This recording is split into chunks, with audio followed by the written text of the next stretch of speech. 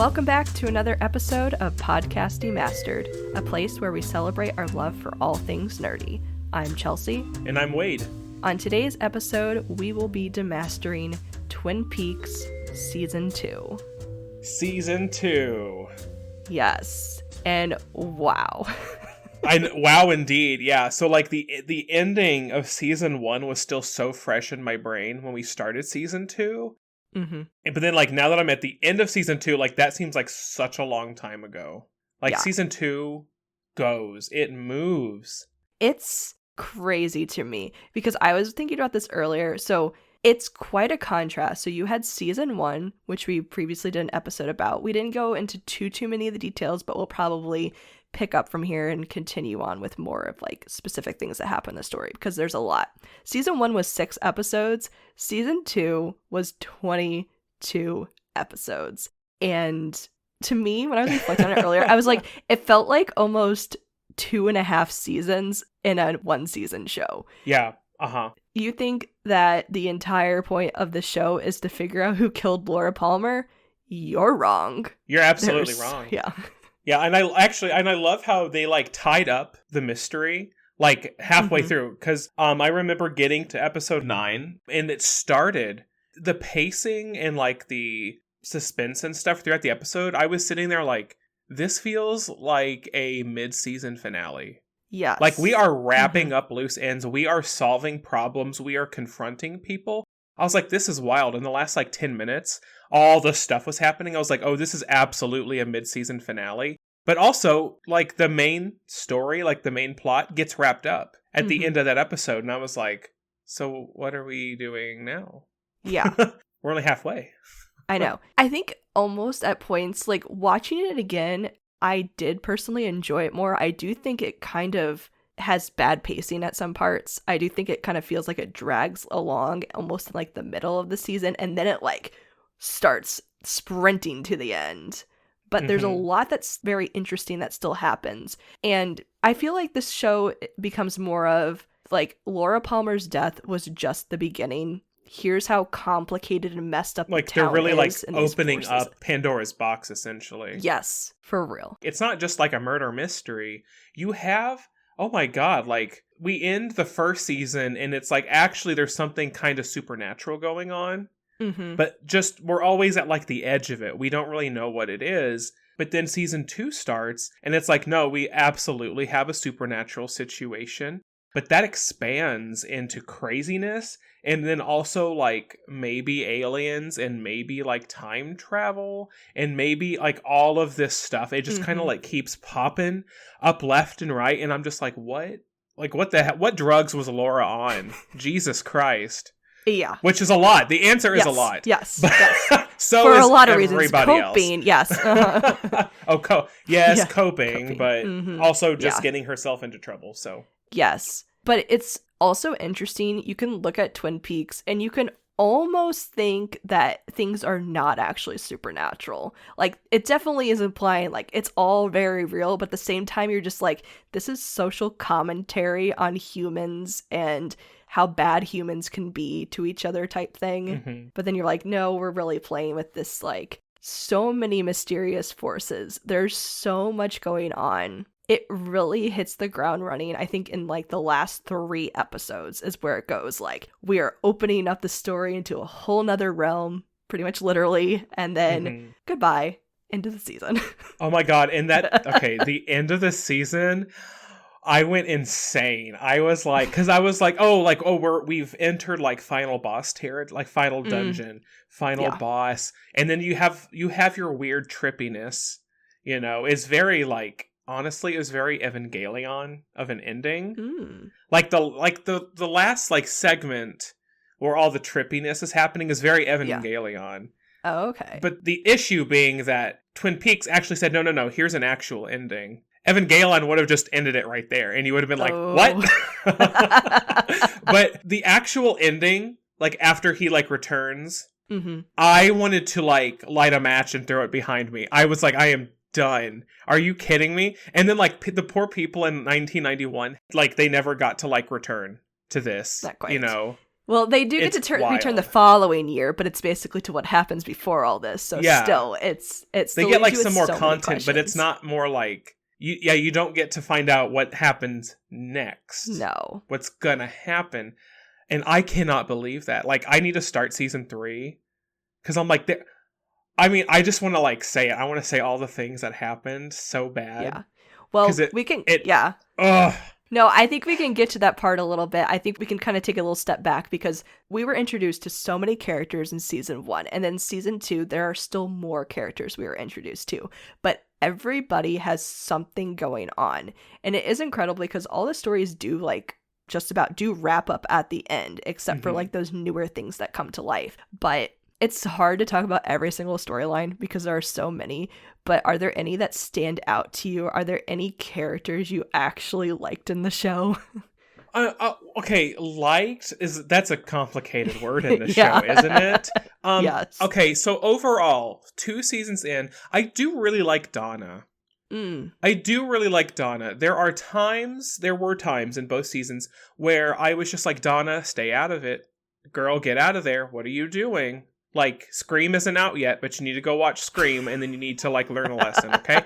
Or, you know, situations like that, where I'm just like, what, like, whoever's on the screen, don't do that. Are you kidding? What are you doing? Like, knock it off. But Donna, I think, is a pretty good character. Overall, she was a good person. She just wanted to, like, help. She wanted to heal. And then everything happens, and she just kind of, and then she wants to take a step back and just be like, you know what? I'm good. Yeah. I wish she would have done that a season early. She would have been a lot happier for it. But yeah, because she doesn't really get any answers besides the fact that, oh, my best friend was actually a piece of shit and had all of these intense problems that also like ruined the lives of other people while also like ruining her life. And now it's kind of ruining my life too. That was kind of like unfortunate to find out. Yeah. And I think Donna is one of those characters where you really feel like she is playing, like, she actually is acting her age because, you know, she's like a senior in high school, like, and dealing with all this at once, like her friend being murdered, but also just all the stuff her best friend was involved in. And then Donna just looking to Laura as like a role model. And you see this like conflict and she's like, well, she's cool and stuff. I want to be like her. But you're just like, it's not helping you, Donna. None of this is helping you. And yeah. Well, and she also gets to the stage later in season 2 where she learns to be mad at Laura. She learns to be like, to ask questions about Laura's existence and be like, why were you like this? Why did you do this? I just want to understand. Like, I'm mad at you, but also I still have room in my heart to understand it and to try to like clean up some of your mess that you left behind. Yeah, but she does go through a lot of growth, and yeah, it's unfortunate that she's put in so many terrible situations, and then near the end, she's thrown to questioning who her parents are. Yeah, that was wild. And also, I was kind of like, ew, because... Well, because, like, her dad's the doctor that she always knows, but then it's very heavily revealed, implied that... Audrey's dad. The guy who, like, owns the freaking town, essentially. Yeah, Ben Horne. Like, it was him, and I was like, ew, dude. Like, girl, you got a dad. You're fine. Yeah. Which, like, they could have had a lot of, like, Jerry Springer kind of drama. But it, like, the doctor dad, like, not her biological dad, was very much just like, she's got a family. She's happy. Like, stop it. Like, don't push these buttons. There's no reason to. You have zero claim over her. Just move on. He himself is like, I've forgiven everybody in the situation. I love my family. Just get out of here. Yeah. Well, and you even see with Donna specifically being like, she just wants to know what's going on. She hates these secrets, but she's just like, no, my dad is my dad. If there's truth, I need to find it out. Yeah. But talking about specifically with Ben Horne, you're not supposed to like him at all. But then, like, towards the end, I kind of did. Like, it's conflicting. Like, because you're just like, he goes on a journey, but he is not supposed to be a good character that's at a word all. for it. Like, yeah. Yeah. Some of that's so insane. Like, we see it all with him. He basically has a mental breakdown and thinks must compete or like must fight in the Civil War. which was insane. For the South, of course. Yes. And no, wait, he's not reenacting the war. It's reenacting the war to show that the South wins. And I was like, OMG. I know. OMG. Like, yeah, like, okay, calm down. Yeah. But also good for everybody else for just kind of like go along with it. And be like, let's just like, whatever healing you need to do, let's just be done with this and let's wrap it up. Yeah. And then Aubrey, I mean, she was helpful in that too, which also, I guess, Aubrey is a character I like. She's probably one of my favorites, Audrey is. Coming out of season 1, I mean, she is like sneaky and a little sleazy and just like, girl, what are you doing? Like, you're just enough on that line that I can't tell if you're like, are you a good person? Are you like a sociopath? I need to know. But in season 2, though, like, she's fine. Yeah. She's kind of like, you know what? My family sucks. And the world sucks. And I don't have to suck. I can be a good person. And she does a lot of that. Yeah. We see a lot of growth with her because even comparing to her from the first season, she kind of just seems almost one note. Like, yeah, you don't know like who she's like working for, what her end goal is. And then you see her obsession with Agent Cooper. And Agent Cooper just being like, I like you, but like, not in that way, girl. You're a little too young for me. Go live your life. And, she has to kind of deal with that rejection. But at the same time, she's like, yeah, I'm going to make my own life. My dad's terrible to me now, and then I will be better. And, and it's so funny because she's like not insistent on like starting a relationship with him because she never like pushes and pushes and pushes. But she kind of just is always acting in the way that's like, oh, remember, I do like you. And he's always just so like patient, but like firm in his like, no, thank you, ma'am. Mm-hmm. And I'm like, you're obviously not from this town where apparently everybody's second part-time job is to sleep with high schoolers. So, oh my gosh, and there is a lot of that. There is so much of that. Even I thought season 1 was bad, but it's like every time one of the like high school cast steps into like a new place, there's like 3 people lined up that are starting to hit on them or like trying to like actively sleep with them. And I'm like, you could tell me they're all 18 years old and it's fine. And I'd be like, no, it's not, because these people don't know that. Yeah. They actively say, yes, I know you're in high school. Yes. Come home with me. And it's like, bro, what are you doing? Oh my gosh. No, so that reminds me specifically of a character who I have felt so bad for throughout the show. That was Nadine. Nadine was the wife, and she had that traumatic, a complicated character. Yeah. And you're just like, her husband doesn't love her. Her husband is sleeping with the lady who owns the diner. And like, they were like the true like high school sweethearts, but he is just not a big enough person to be like, look, Nadine, I cannot be with you anymore. I don't love you in that way. Like, I need to divorce you. So instead, he just keeps going behind her back. And then she has a traumatic brain injury, which then reduces her to like, well, and it's because she tried to overdose, right? She tried to kill herself at the end of season 1. Yeah. Mm-hmm. Yeah. But she survives the OD. Yeah. And it's like, she thinks she's in high school again. And they let her think that. Yeah. They do. The psychologist is like, no, to go enroll her in school and everybody will be chill with it. And even all the high school kids are just like, yeah, totally fine. Yeah. Like, we get it. I'm like, no, you don't. She's like a 35-year-old woman. I mean, she's itty bitty, right? Like, she's a small lady. But also like with her superhuman strength, just manhandling everybody. Which was kind of funny. I enjoyed that. Like, yes. She's just like takes out the entire wrestling team. Yes. But then like falls in love with the one guy. Yeah. Which is funny that they're still using him because, in season 1, he's just like Bobby's BFF and they're just like hoodlums running around town and getting in fights, but in selling drugs. And in season 2, like that never happened because Bobby's off doing like other things and Mike is just there, being a normal high school student, being chased after by a 35-year-old lady. And at first he's who will pin him down and will take no for take no for an answer. But at first he was like, I'm not about that life. Like, I understand that she's here, but like, somebody get her off me. Oh my God. But then like they actually do like fall for each other, and which, 35 no's and a yes, I guess still means yes, so whatever. Oh gosh. It's the 90s, so. Yeah, exactly. There's some things where you're just like, woo, okay. All right, then. Yeah. But no, I just feel so bad for her, because then later we do see Nadine, like, have another, like, brain injury again, basically, and it, like, switches things back in her brain, and she realizes who she is again, and then she just sees how everything changed in front of her, and how basically her husband was no longer going behind her back, because he's like, oh, she's moved on with the high schooler, so I can take my relationship in the light and forget her. And I'm like, yeah, it's just, she's just a tragic character in a lot of ways. Like, a quirky, unique character, but also still has a very tragic story. For real. Yeah. But going back to Audrey real quickly, talking about something with her characters and her relationship she has, it's really funny because in our last episode, we talked about the first Kingdom Hearts game, and you talked about one of the voice Billy actors. Zane. Yes. And guess who showed up in season 2 of Twin Peaks? My God. Yeah, and he was like Ben Horn's like old business associate. I'm like, don't you dare call Billy Zane old.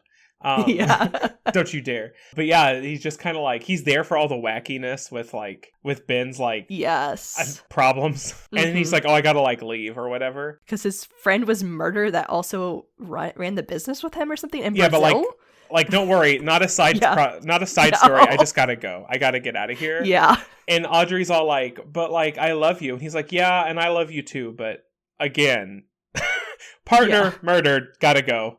And she's like, okay, then sleep with me in your plane. And he's like, yeah, okay. Yeah. Okay, that's and I was fine. like, oh, Audrey. Dude, and it's wild. It's so wild because, like, not only does she, like, go see him in his plane, like, before he takes off, and then he's like, I can stay one more night. And she's like, then sleep with me. And he's like, okay. But also, like, who was it that drove her there? It was Pete Martell. Yes, and he just sat there all night in his car. Yes. Waiting for this high schooler to finish getting banged before, like, taking her home. Like, Pete. Yeah. Like, Pete. I like Pete. But Pete I like Pete a lot. Yeah. He's one of my favorite characters. Like, yeah. But I was like, Pete, what are you doing, baby? No. Yeah. I know. Go back to your not dead wife. Yeah.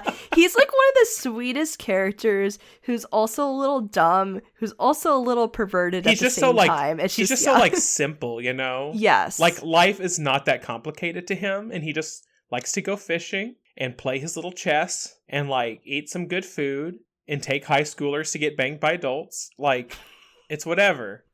But also, he does have that sinister streak. Because, you know, after Catherine came back, Rick revealed herself to be alive. Yeah. And he helped her, like, pull one over on Ben. Yeah. He's all, like, evil, like, smiling. And was like, oh, yeah, that's my wife. I was like, Peter. Yeah. Sir. No, he's such an interesting character because he's so simple. And, like, he lives in, like you said, enjoy life. But, like, he is crazily but still very much in love with his wife, Catherine, even though she just pulls things over again and again. But they just have this, like, they do have a friendship though. Like, that's like the root of their relationship. They just like accept each other in a way. So yeah, he is always a ride or die for her, but also he's just like, I'm like, she's just using you half the time. But you do see them a bit more in a better place with their relationship. A little bit more in the second season. Season 1 was not good. Like, you just saw like how much she like manipulates and uses him, which is like, I mean, they're not, you know, they're rich and she's power hungry. It's like, okay. But then in season 2, when she comes back and she's immediately like, yeah, so like you know how I totally have had this affair with Ben Horn for like 160 years. And Pete's like, yeah, I'll help you. Like, yeah, it's fine. Yeah. And I'm like, oh, good Lord. Like, Pete, you knew? Come on, dude. Yeah, it's just so interesting because he's like, yeah, I'm married to her. I accept her quirkiness. I get to live here happily. Oh, quirkiness. Yeah. Her absolute criminal streak. But something that is really interesting about Pete and that we see a lot more is that he really loved Josie. And Josie was somebody who had lived with them for a while, but you learn so much more about Josie, and Josie is not a sweet, innocent person that everybody thought she was. But it's really interesting when you get towards like I think it's the second to last episode, kind of like jumping ahead for that part of the story, is that so throughout the season, a lot more is revealed about Josie, and then you find out that Josie has basically tried to murder a ton of people and has succeeded in murdering people. But she did not succeed in murdering the one person that everybody thought she murdered, and that was her husband, which is Catherine's brother. And it's revealed that he's been alive the entire time. That kind of breaks Josie, and then, like, the guy she worked for is basically coming after her, and she's just trying to figure out how to escape. And she ends up dying in this season. But weirdly, how she also dies, yes, is very peculiar. Because you're like, oh, she got shot or something. No, she shot the guy, but she died. And then she just kind of like dropped dead in the bed or something. Yeah. Yeah. Well, and her story is an interesting one because, you know, she's the love interest of the sheriff, who, like, you know, characters that we like. I think he's probably both on our list because, like, he's a good guy. He's pretty chill. Yeah. Also not sleeping with high schoolers. just the Asian lady who, like, owns less than half the town. And yeah, so, like, she starts, this, like, she's been betraying everybody, really, like, in her own way, I suppose, out of needs of survival. She's trying to, like, stay away from this creep who she used to work for and stuff, who, like, she is like a sex slave of his. Yeah. It's kind of that. It's left murky, but you can make enough inferences. There's a lot of grossness going on. But yeah, so she's also the one who shot Agent Cooper. Yes. At the end of season 1, which I was like, because, you know, they bring it up in, like, the previous episode. Well, Josie's gun, or Josie was, and I was like, that's a red herring. Yeah. Like, no, that's she's the one who shot him. But, you know, Agent Cooper does get to ask her, like, why did you do it? Like, yeah.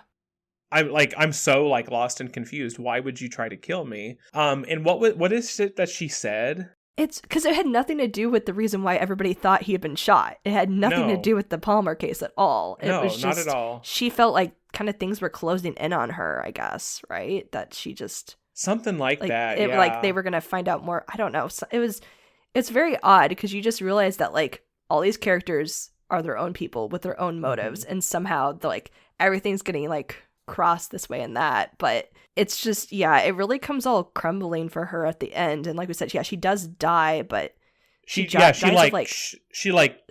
the one guy. Yeah. And everybody's like, oh my God, Josie. And then she's just like there in bed and just like screams and then falls over and passes out. And then he's like, oh my God, she's dead. But then, like, you remember what happens, like, during the end credits? Yeah, she becomes part of the wood of the lodge. You see her, like, in the knob like the of nightstand? The bedside table. Yeah. Yeah. It's like screaming. And then we never revisit that. We do a little bit. Oh, do we? Did I miss something? Yes. So, bringing up Pete again. So, before Audrey basically grabs Pete to be like, oh, you have a vehicle, you see Pete, like, just a little bit, like, after Josie's died, he keeps just, like, talking about Josie, but then he seems to be talking to her at the lodge. He's looking at the wooden mantle on the fireplace, and he's like, I see you, Josie. You are so beautiful. I'm so happy to, like, talk to you. I miss you so much. And then when Audrey grabs him to go away, he, like, waves goodbye to the mantle.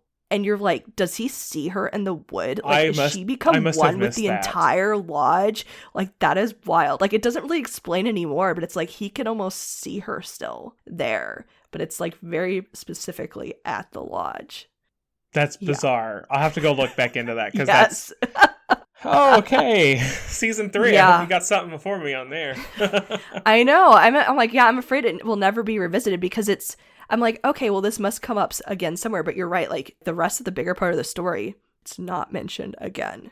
And it's so unique. But I'm like, it's not just there just to be like, Twin Peaks is, you know, peculiar. Let's just add a weird thing. You're like, there has to be more there. Usually when they do something, it's because it's for a reason and it's going to pop up later. So, if we could switch tack here to a sillier, a kind of sillier side story that I actually kind of enjoyed. Oh no. And that's with Leo. No.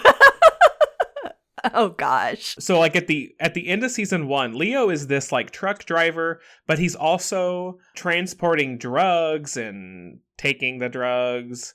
and murdering people. He's like a henchman, basically. Like, you pay him to do something and he'll go do it, but like throughout the country because he's a truck driver. And he has this wife, Shelly, who's like fresh out of high school, I'm guessing. Yeah, well, she didn't even finish high school, so that's why I think she's really close. She left high school, to get married to him, which is like whatever, dog. You know, and I like Shelly a lot. I like how her and Norma. I like her and Norma's. I love their relationship. But then her and Bobby just grosses me out. Mostly because Bobby grosses me out. Yes, he's like freaking psycho.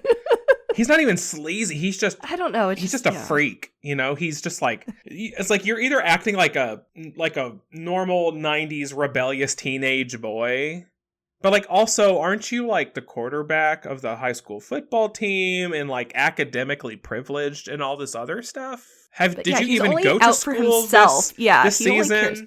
No, nobody went to school. I think they went to school for 2 days, and that was it. That was like the first episode of the first season. Yes. And then they're all screaming because they find out Laura died. Yeah. Maybe school was indefinitely canceled for the year. I don't know. Forever. Yeah. But like their little side story where they're taking care of like comatose Leo, and then trying to like fraud the insurance. Oh my gosh. But they end up like losing all that money because they're like, well, they got to pay for the medical equipment. But then like Bobby like ditches Shelly. Yes. And you're just like, what a jerk. Like, this is your fault and your plan. And then you just ditch? Oh my god. Because Shelly didn't even want him there. The option was that he could have just like gone off to like a prison or something. And it was no, we're going to get the money. They could have just pulled the plug on him too, couldn't they? Yeah. Like, she had the world at her fingertips. And he's like, have you tried crime? And Shelly's like, I don't want to do crime. I want him dead. And he's like, but crime, we could get money. And she's like, you're the man. I guess you can decide. And and then everything falls apart. But like all of the segments when he like is making noise or saying things, like I did laugh a few times. Yeah, but it's also it was so ridiculous. Unsettling though. Too, oh, it is. Oh, it's creepy. Yes, there's some good. It's so creepy because there's times when they're doing something. I'm like, Leo's gonna wake up. Yeah, like come back to life, and he's gonna murder both of you. Because like it's like inferred that while Leo, he's not like fully coma. He's just kind of a vegetable. Like, his eyes are open and he's breathing, but he can't function in any meaningful way. But he can understand what's happening around him. And they're constantly, like, doing it on the dining room table, like, while feeding him dinner. And I'm like, the first few times it happened, I'm like, he's going to wake up and he's going to slaughter you both. And I'm going to laugh. Well, until eventually he does wake up. Yes. But it's super, like, slasher. Like, yes, it like the vibe changes, and I was like, oh, I'm actually kind of loving this. And I was like, get them, Leo. Get them both. But then, of course... And I'm like, Shelly, it's right there, your knife is. Why can't you get another knife? Okay, yeah. I'm like, come on, Shelly, like, you are in the kitchen. Manage this, please. Yeah. But so like, you were a no-nonsense woman when you were at the diner, but when you were at home, which I get, like, it's a very terrible, abusive relationship, but, like... Come on, I believe in you, Shelly. Like, he had, like, an axe. Like... Yes. Like, dude, he is literally going to kill you. Surely you can do something. It was The Shining, basically. Yeah, it was. But, like, in the end, like, nobody dies. They hurt Leo, but he, like, runs off. And Bobby's like, wow, that was wild. See you never. And yeah. Gosh, and Shelly's like... like, okay. What the hell? Because she can't, like, go to the police about it. No. It's just like, because then they have to, like, crime was happening. Sorry about that. But then he tried to kill me, so. But Leo leads us back into, like, the main plot. Yes. But real quickly, another character to mention again that's related to this plot is talking about Bobby. It's wild because Bobby's father is such an important character. Bobby's father is wild. Major Briggs. And he is just this really almost chill, very not quite like spiritual-esque guy who's just very attuned to what's happening around the town, who very much respects the log lady. They have unique conversations at a time and stuff. And he is such a big character. And he also has a heart-to-heart with Bobby at one point. And you're like, oh, is Bobby going to like change as a character because he has such a meaningful conversation with his father? Like that he's just like, oh, my father, I don't, I'm young, I just don't get him. But then they have this conversation. He's just like, I love you, Dad. And then he goes back to trying Yeah, it's like, yeah, like you're gonna go back to being a psychopath. Yes. Yeah, it's their relationship is weird. It's nice. Yeah. It has its high points. But I'm like, Major Briggs, can you just throw your child off a cliff or something? Because he is not even a nuisance to others. Maybe he needs to go to boarding school. Maybe he needs to go to the Black Lodge. Oh, gosh. Oh, that's not going to be helpful. But yes, talking about, about who Leo runs into and how this starts off. You think the story is heading somewhere. Well, wait, there's another villain behind the scenes and who has been alluded to quite a few times. This is somebody who is very involved in Agent Cooper's life. And there are characters, I don't remember which character it is off the top of my head, who basically tell Agent Cooper, like, I don't like you being in this town. You've ruined everything for us. Like, you need to leave. Mm-hmm. And he's like, sorry, basically. But it's just like, it's not quite that simple cause and effect. But basically, a serial killer comes to town. Sure does. Oh, of course he does. Yeah, of course. Living in the woods and everything. Yes. And he is such a good, terrible character. Like, he is the ultimate creepiness. He's like a Batman villain almost. You know, where he like lives his daily life with like this specific desire to like hatch these plans to do these things. Also, his like disguise game is on point. Are you kidding me? Oh my gosh. I mean, so is Catherine's. We kind of skipped over that. Oh, yes, that's true. Yes. Oh my gosh. I caught on to it just before you needed to. I was like, oh wait, is that? But yes, Wyndham Earl, his Cooper's like long lost partner at the FBI, who like had his own mental breakdown and then like murdered his wife and also tried to murder Cooper because the two of them had like fallen in love, but also because this man is crazy. Yeah. And they thought he died or he had just escaped or something like that. I think he had been in prison and then he had recently escaped before Cooper went to Twin Peaks, I think, or something. Yeah. But yeah, so now he's just a serial killer and it's just kind of like, but like his kills are all like specific to Cooper, where he has this thing for Cooper and it's just like you can just be gay. It's okay. But yeah, like he's trying to like get back at Cooper, but not just by killing him, by like ruining everything in his life. And yeah, it's wild how often you can look in the background and like see, is that Wyndham Earl? Because he like disguises himself all the time, but like he goes above and beyond. It's pretty wild, all of his disguises. Because he got me a couple times where like I didn't realize who it was. And I was like, oh my God, that was Wyndham Earl. But then like you kind of get onto the pattern where every single time like a new nameless character comes on, if they're talking to somebody, I'm just like staring at them, squinting really hard. And I'm like, that's Wyndham Earl. And then 20 minutes later, you find out it was Wyndham Earl. So yeah. Also, I like his name. Yes. Wyndham Earl. It is like, and they associate kind of like the owls with him or just like that evilness. And I'm just like, Wyndham Earl sounds like an evil owl name. Like, how is not? It's so perfect.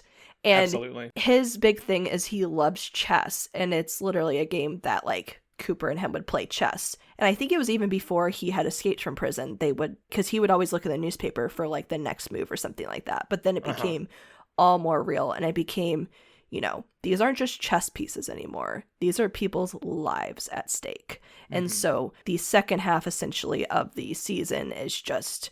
okay, Wyndham Earl's out and about. We need to find him and we need to beat him in this game of chess so that no people die in the town. Way easier said than done. And then at one point, Wyndham Earl just gets straight up mad about like, oh, Cooper's not playing by the rules. Well, I'm not going to play by the rules anymore either. I'm going to do what I want. And then you're like, okay, so it's just... we're just getting this, you know, Cooper versus his villain serial killer thing. Let's, you know, get to eventual showdown. But wait, there's more. But like, and also like, it's a public ordeal. Yes. You know, it's not like it's in the paper. They are both like broadcasting their moves in the newspaper. So like people are like, oh my God. And it's just like, could you all like settle down a little bit? Causing a little mass hysteria, but okay. But also rightfully so, because you're just like, who, is he after next? Because, the first people you see, like, oh, okay, he murdered people, but they were kind of like, quote, nobodies, but their names or whatever had meaning to being very pointed at Cooper. But then it's like, okay, he's going to start attacking some people, and it looks like he's going after all the women that Cooper has ever interacted with and may or may not love. But this is where we get even more into that whole supernatural-esque element. It's that, oh wait, you remember about that creepy thing Bob? Well, Bob may or may not appear again. There's these other mystical forces at bay, which I love. It all comes back to the Major. And the Major talks about Project Blue Book. Mm-hmm. And you're like, yeah, is this about aliens? Like, this was a project in like the 50s or whatever. Because like before that, there was an incident where like he got like abducted by aliens, and people were like, well, he does tend to wander off sometimes. I'm like, this has happened before, and you all are just like, oh, he comes back in a few days, it's fine. Yeah, well, that's what his wife is always like, yeah, he comes and goes. I trust him to be back around. She clocked it. She's like, oh, did this happen? Yeah. And did this happen? And was there a lot of light? It happens every Thursday, honey. He'll be fine. Like, yeah. Lady, what? Because he comes back and it's just like, what year is it? And it's just like, dude. Yeah. And his wife is so just like, it's fine. Like, I'm good to have you back here, family. Honey. He has his hobbies. Yeah. Oh my gosh. But yes, it definitely gets way more intense with him for sure. And he's like trying to describe what happened. And then like at one point when he had gotten abducted, I think he got abducted like twice in that season. He got abducted and then he got kidnapped by Wyndham Earl. Mm-hmm. But before we move on, because we're heading towards like the finale of the season, we didn't like wrap up the actual murder plot. Oh, yes, maybe we need to take a step back really, because that can go right into where we're headed. Mm-hmm. But so like the whole thing with Laura being murdered, we find out that, like in season 1 you meet Bob, this serial killer, but like Bob is not like a person. Bob is like a spirit who will like possess people and then do terrible things, but then like when they die, he just leaves. He can just go inhabit somebody else. Which like the main cast kind of picks up on this. Like if he can just jump into somebody else, then how on earth are we supposed to like stop that? Well, you find out that the person who physically killed Laura was her dad, Leland. Mm-hmm. Now he was being possessed by Bob. That was not a choice on his own, but Leland is basically like the boat for Bob like this entire time. Leland has been Bob pretty much the entire like run of the series, and even before that, because it's heavily implied that unfortunately Bob had a lot of lust for Laura, and there was unfortunately a lot of sexual stuff done with Laura as her father. Yeah. And so they do like they manage capturing Leland. But they also understand that Leland is not Leland. So they're not going after Leland. They're just trying to like physically capture him. And they kind of like, they have him like in prison, and they have him like set up for like interrogation and basically like torture in a way. And they're like, Bob, we know who you are. Get out of Leland or we'll figure out a way to like properly kill you. And Bob's basically like, you can do what you want. Yeah. And so they like leave him alone. He gets free in this like jail cell room. But then I hate this so much. Bob, in the body of Leland, like rams his head into the door just time and time again, and like tries to kill himself as Leland. And then when they come running in, because they like realize what's happening, it's too late. And Bob's basically like, now you get to watch your friend die. And I'm going to get out of here so you can watch him die and not me die. But also, I think I'll like leave all his memories here too. Yeah. And you all can have a nice little chat before I say bye. And he leaves. And then the last like few minutes of Leland's life are him just like, oh my God, I killed Laura. Laura, I did all these terrible things. I can't, like, I don't understand. And they're just kind of like sitting there dumbfounded. Watching him go through like all of these existential crises before he like dies. Like that's wild. It's really awful. And then you're just like, oh, Bob's gone. Where the heck did Bob go? Yeah, and they spend a few minutes wondering, like, where is Bob? Bob's got to be in somebody else. So they're like, well, how do we, like, find that? How do you, like, look for that? And they're like, well, just keep an eye on the papers, which is what leads into, like, the Windom Earle thing. So eventually Bob, they just kind of forget about Bob. Yeah. Until, like, the very end, which was where we're headed. Yes.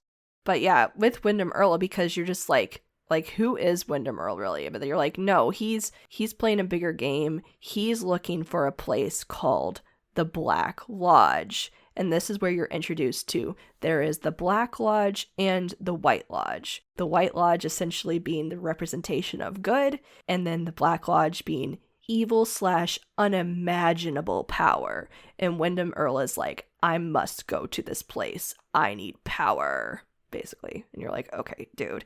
And he's very intelligent. He is also unhinged, but he basically hides a microphone in the sheriff's office while Cooper and everybody else are trying to figure out what is going on here. So he's like, well, I'm just getting easy help. And you're just seeing, because there's all these strange things that happen, because when the Major comes back from being abducted, he has this weird, like, tattoo mark on his neck. And then the log lady comes and it's like, I have a weird spot on my leg. And then Cooper somehow decides that those symbols go together.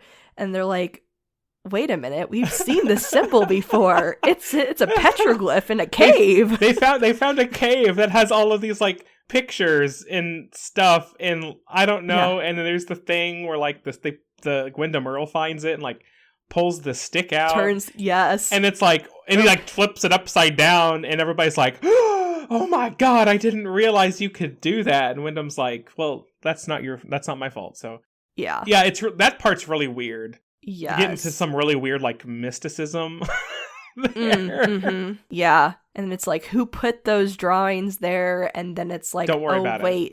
Yeah, it's a map, actually. It's a map of Twin Peaks. And then you're getting into, like, looking at astrology type things almost, and trying to find, because you're like, okay, the Black Lodge and the White Lodge are mystical places. You have to go to a particular area at a particular point in time in order to access it. And they're like, wait, this is what Windom Earle has been after all along. But before Windom Earle goes to this place, they're like, he's going to take somebody with him. He needs a queen, because this is all about chess. He needs his queen to go with him. And of course, during this time, why not? Why not does Twin Peaks, have to have basically a pageant going on? All the women in Twin Peaks need to compete against each other. And that itself, it's like, that's absurdity, like hilarity, but you're like, oh no, this is not good. But there's so much going on with that pageant, by the way. Like, there are some characters we have not talked about that are just so strangely included in the town and are like, I must win Miss Twin Peaks. And then you have half the women are like, I hate this. I hate what this stands for, but I still have to be still doing it. Yeah, I can't believe they wrote this in for my character because I hate it. Yeah. Like, okay, you could just not, but all right. Yeah. No, and I have to laugh because I'm just like, Shelley, you need more confidence in yourself. Oh my God. You think you are ugly, woman. Yeah, you are beautiful, and you could easily win this. Like, Shelley is like, after the Leo situation, she's like, life is normal. I've, like, kicked Bobby to the curb. I am where I love to be, which is with Norma at the diner, and life is back to normal. And then, like, 5 people come in, they're like, you're a pretty lady, you should do the pageant. She's just like, no, I'm fine. Move along. And then Bobby comes in, is like, you an ugly hoe, but you need to do this, because you're the most prettiest hoe. Because you need this money, yeah. Yeah, and she's like, okay, I'll do it. And I'm like, oh my God, Shelley. But even then, she says yes, but then she says no, like, 15 more times. And then she says yes, and it's just like, Shelley, stop it. Oh my God. Yeah, like, stab this boy. He's ruining your life. It's okay. Yeah. Oh my gosh. No, and then it's just so funny, like, because Donna is in the pageant, and you're like, why is she there? Like, she has no reason to want to do it, except I think, well, at one point, that's when she's really mad at her parents not telling her the truth. And she's like, well, I'm going to win this contest, and I'm going to get money, and I'm going to get out of here when I go to college. I never want to see you guys again, basically. And they're like, okay. But the pageant, because this is important to mention, there was a new person in town who's only been there for, I swear, a couple days. It's Norma's younger sister, who you find out is fresh from the convent. She's a nun. Yes. But she's left the nunnery. She's left. Yes. Mm-hmm. At first, I thought for a while it was code for, like, she was, like, in a mental institution because she had, like, tried to commit suicide, but that's not actually what it was. Apparently, that was before. It's a fair take, though. Or something. It's a fair take. Yeah. It's fair take, especially because so many characters are just like, we're going to be vague when we talk about things with your health or something, you know? We're just... This is the 90s, and we don't talk about that. Yeah. But this is, so Norma's sister, and she just immediately captures Cooper's attention. Cooper is like, who are you? And she's like, I'm Annie Blackburn, which, okay, yeah. I didn't realize Norma's last name, but I guess because Norma's married, so that's why her last name's different, but yeah. And he just immediately falls in love with her. They go on dates, like, she's just like, I like you too, but I don't know how to be a human because I've been a nun for most of my life. I don't know what that's like. I have a different view on life. And Cooper's like, you be you, girl. Like, I love you, and let's just be happy together. But of course, you know who's been watching this entire time? Because the guy who is obsessed with him is Windom Earle. And you're like, dude, like, Cooper, I'm so glad you can find happiness, but why are you doing this right now? Are you doing this when you very much know you are a very intelligent human? Windom Earle has to be watching you. That means whoever you're around is, like, in danger. Yeah, it's crazy that he's like, yeah, let's just do this. It's fine. I'm about to, like, go face the final boss, but, you know, it's fine. Yeah. A little love side quest, it's fine. Yeah. Well, isn't that what always happens too? You have to have the big, you know, love side quest right before the big fight. But yeah. And of course, she's one of those people who's just like, you know, I don't want to enter the Miss Twin Peaks contest either, but guess what? I guess I'm gonna. Because I believe in the environment and I have things to say. And Cooper's like, yes, you go, girl. But okay, also, side note about watching this show, because I don't know if I missed it, but I feel like when you watch a lot of TV shows nowadays, especially on streaming services, they put warnings up about, like, warning, there will be intense strobing effects in this episode. If you are likely to get a seizure from this, like, you need to be warned. I swear I did not see any type of... And it's all because of this specific episode. And yes. That stuff didn't happen. The last two, then. yeah. But I bet it started happening because of this episode. Because, oh my God, gosh. It's like 5 minutes of, like, super intense strobing and people screaming or just pure silence, you know? Yeah. But even I don't usually have issues with that. But even I'm like, I had to, like, cover my eyes for a little bit. Yeah, it was intense. It's intense. Like, it is such a cool way to do that part of the story. Like, it is so intense, like, in general, but, like, it is so hard to watch because of the intense strobe effect. They were like, yes, that sounds like a great idea, but let's do that times 100, because what's always interesting with the strobe effect and things like that is it gives you this weird, like, slow motion effect too. Yeah. But basically at the pageant, it's announced that Annie wins. And then that's when the lights go out. And you find out, which we have to talk about, an amazing costume. Windom Earle dressing up as another person. Oh my gosh, I forgot about that. Like, good for him. He nailed that too. You could tell it's, like, not really her. But also, I legit remember seeing her, because you see her a handful of times, like, in the crowd. And the one time before it happened where it's like, here's the log lady. And I was looking at her, I'm like, she looks just a little off. Like, it looks like it's her, but not quite, you know? Mm-hmm. Where the whole Windom Earle thing did not click in my brain. It was just like, she looks different. Yeah. Until she, like, beat somebody upside the head with... beats Bobby, because Bobby's like, how many of you are there? Yeah, and then she, like, smacks him with the log, and I was like, oh, it's Windom. Yeah. Mm-hmm. Like, also good for you for hitting Bobby with a damn log, because he's needed much more than that for a long time. Yeah. But, oh my gosh, that part is just... then the lights go out, then he goes to kidnap Annie, and you just watch like chaos. Everybody's freaking out about the lights and the strobing effect, and Cooper's just like, oh crap, this is it. And he doesn't make it fast enough to get Annie before she is taken by Windom Earle. And then it's by this point, like that's nearish, I think, the end of the second to last episode, and it really goes right immediately into that last episode. Yeah. And we basically see like a chase where Windom Earle has figured out where to go, what time to go into like portal essentially to enter the Black Lodge, and Cooper's like, I need to go after him, but only I alone can go after him. Naturally. And the sheriff's like, okay, sure, bro, I'll just stand out here and watch, but also being like, there's no way this is magical. And then he sees Cooper step through the correct area to enter the Black Lodge, and he's like, oh, he disappeared. This is weird. The sheriff's like, I'm gonna have a seat. Yeah, I'm gonna have a seat, keep watch, and just I'm gonna chill out. Take in this moment. Yeah. It's not often you see your best friend just disappear behind a weird red curtain in the middle of nowhere, but okay. Yeah. And this is quite the episode for being the season finale, essentially the series finale at the time of the show. We are about like halfway through the episode. There's still at least like 20 plus minutes left. And basically that entire time we are in the Black Lodge. We are in this area called the waiting room and stuff like that. And that's where craziness happens. And this last episode too is directed by David Lynch. So he's just like, okay, guys, you guys ready for this? I am here. We're just going to do this. And I am here to bring it. Yes.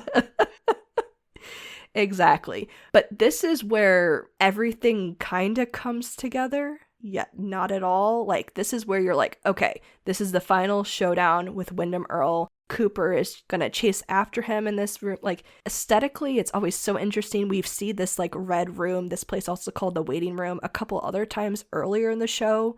This is where he's seen, like, weird music, where this, like, smaller guy has been dancing. They've been talking in the weird way where he's seen Laura before. The really cool way they all speak, where they speak, like, the whole editing where it sounds it's like backwards, but it's yeah, it's really cool. It's so crazy. I'm glad there was subtitles though. yes, for sure. I'm not here for that. And oh my gosh, it, like, you know, it's every time Cooper's in this area, it's very unsettling. Things just are quirky, things happen, but then it turns basically into a straight horror movie being chased through all these rooms. Yeah. And he does confront Windom Earle. And you see a part where, like, oh, Cooper's dying. Is he dying? Is it not? Is Annie dying? And then you're like, well, I don't know. I think maybe everybody's fine. But you know who is dying? Windom Earle, because Bob appears and is like, I will take your soul. Yeah, it's quite interesting, because Cooper catches up with Windom, and Windom has Annie. And Windom is like, LOL, like, I beat you here, and I have all this power at my control now. So here's the thing. You can give me your soul, and then I'll let Annie go, and it's fine, and you'll just stay here with me forever. And Cooper's like, okay. But then Bob shows up immediately and, like, murders Windom, and is like, sir, that is not your prerogative here. This is my place. You don't get to call those shots, so I'll take your soul. And, Cooper, get out. Take your girl, get out. Run. Ha ha ha. Get the crap. Yeah. Yeah, because in all these, like, moments between, you, like, Cooper's kind of wandering around all of these, like, curtain-filled hallways and rooms, and he's just kind of going back and forth between room and room. And this room is like the waiting room where he's been several times, but then the next room is like, it's got Maddie, who is just screaming. So he's like, I'm gonna get out of here. So he goes back to the waiting room, except now it's like him dead on the ground. And he goes back again. It's like, oh, it's the waiting room again. And you see all of these, like, messed up versions of, like, himself and Maddie and Laura and Annie and, like, all of these Leland, all these people. But yeah, Bob is like, get out. And he sends, is it himself?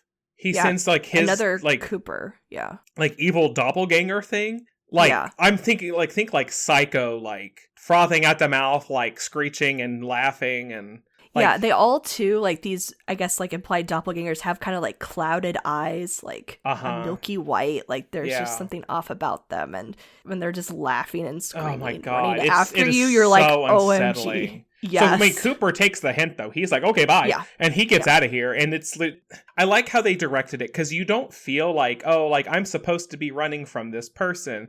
Oh, I'm supposed to be chasing after this person. It's like, no, they're actually like running from each other. Like, it looks scary. It looks like they feel like they're, scared. Mm-hmm. But him and Annie do get out. Like, they're all like injured and all sorts of things, but they get out. Yeah. And Harry's like, oh my God, I can't believe you made it back. And like Pete's there or whatever, because he was bringing people food or something. I don't know. But he gets out there. Pete's there in that room, is he? No, outside. Oh. He was waiting with Harry. Oh, I didn't realize that was him because, well, we didn't talk about what happens to Pete, Audrey, and Catherine's brother, Andrew. They get blown up. Is Pete in there? I don't think it was Pete. I think it's one of the other officers.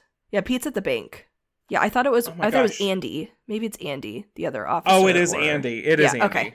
Yeah, but yeah, no, that's a side thing that happens. Yeah, let's talk about that in a second, because that's really weird. And also, I was like, what? But yeah, so Annie and Cooper get out. Harry's like, oh my God, I love you so much, because I swear they're boyfriends. Like, they can just.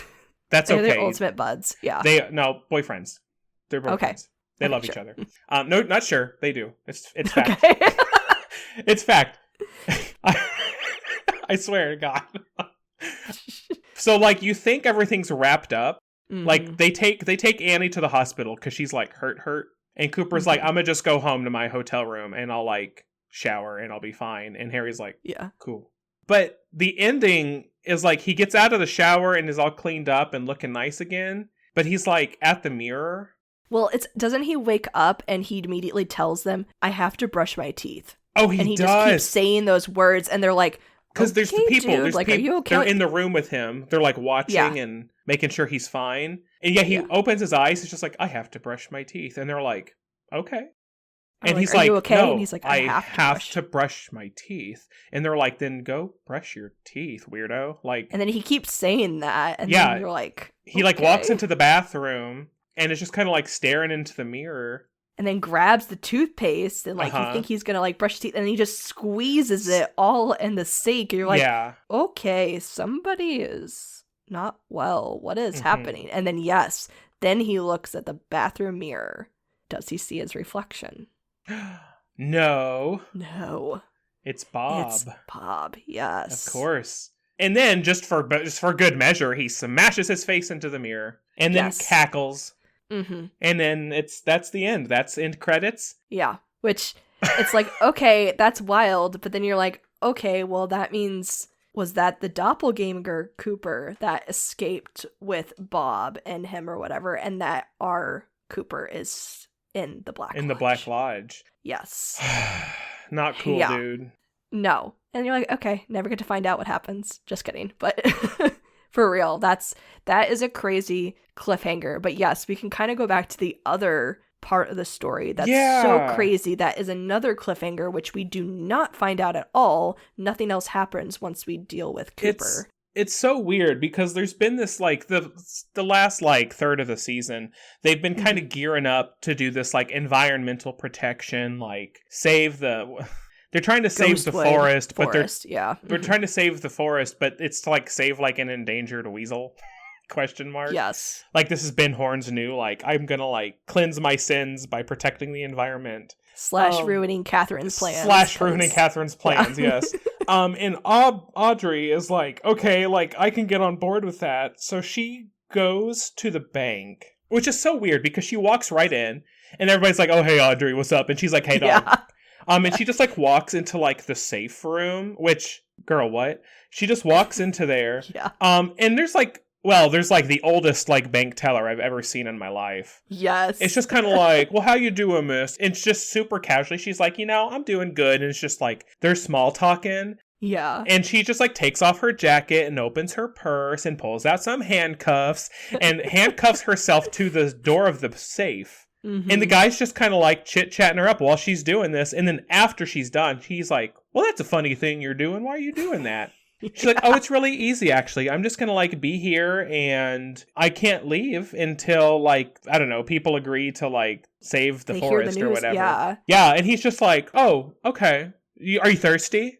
Yeah, she's like, can I drink water, please? And he's just like, yeah, sure. And it's funny that they actually showed like him shuffle away, get the water, shuffle back. The whole thing. And then she's just like, I can't do it myself. Can you give me the water? Like, you're going to have to, like, feed me the water. And he's just like, oh, yeah, that's totally fine. But anyway, so she's just there, just casually draped across the safe door because, like, whatever. And then Catherine's brother comes in along with Pete because they're, like, solving their own mystery about, like, a safety deposit box. And something's in there. And the final, like, reward, we're going to go find it before, like, anybody else can. And they're like, oh, Audrey, can you like move out of the way? And she's like, oh, totally, yeah. And she's like opens the door and like shuffles herself around, which like, girl, what is the point if you can just like open the door still? Let them in, girl. Come on. And so they're like, so here's the bank deposit box, and then have the key. And they're like, I can't believe this is also like the scene before like Cooper goes into the portal. So things are a little like, okay, things are a little wackadoo. And now you're watching this happen going, excuse me, what? Well, anyway, they open up the safety deposit box. It's a bomb. And it just, it immediately is like LOL and just blows up. You see like the whole, like it zooms out. You see like the whole bank building just like go up. Yes. And then that's the last you see of that. And while everybody else can suck it, I'm just like, where's Audrey? Yeah, I was like that's how we killed her? No, I'm upset about that. Yeah. Like, no. Like, at least show her in a hospital bed, for the love of God. Something. You know, I don't know, dude. Not like this. Not like this. She was a good person. I mean, know. Pete's also a good person, but, like... Yes. He's super old, it's fine. Yeah. Yeah, true. But yeah, no, it's just like, okay, because you're just hit with that. You're literally hit with this explosion. And then it's, okay, well, forget about what's happening in Twin Peaks. Now we're going into the waiting room and the Black into Lodge literal hell here. Yeah. And then that ends, and then you're just like, what did I just watch? Like, that was wild. Wild, incredibly frustrating at times, but being like, do I get more answers? Well, listeners, we luckily get to say we will probably get some answers because we will be continuing the story of Twin Peaks. There is a movie, and there is luckily the third season, which Laura Palmer said, as in that last episode. Oh my God, I can't believe they did that. Yes. Oh my God, she like whispers, "I'll see you in 25 years," and he's just like, yes. Okay, and and then the show comes back 25 years later. I'm pretty sure I like flipped my TV the bird. I was like, there's no way. Get out of here. Laura, what you doing, girl? Yes. Besides being a crazy person. Any other final notes on the second season of Twin Peaks and what I have forced you to watch? my only thing is that like the whole thing with like Leo never really gets resolved because he saves the Major Briggs. And then, like, and Wyndham's just like, oh, naughty Leo. And then Wyndham's gone. So it's like, is Leo just, like, in the middle of the woods? Yeah, because he has that weird trap of, like, those giant spiders. Like, if he moves it, I don't know. Oh, he was holding... Yeah, like, a piece of string that, like, thing of spiders above his head. So, like, if he, like, lets the string go, the spiders will fall down on top of him. Yeah. So, like, I don't know, the way that this season left off, and you don't know where anybody's at. Besides, like, Norma and Ed kind of being together. And Nadine kind of being like, I'm fine with it, but I'm also pretty pissed off about it. Yeah. You know, like, that's about it. They're the only collection of characters who really at least left in a not, like, dire state, you know? Yeah, that's very true. So it'll be interesting to see. Yes, for sure.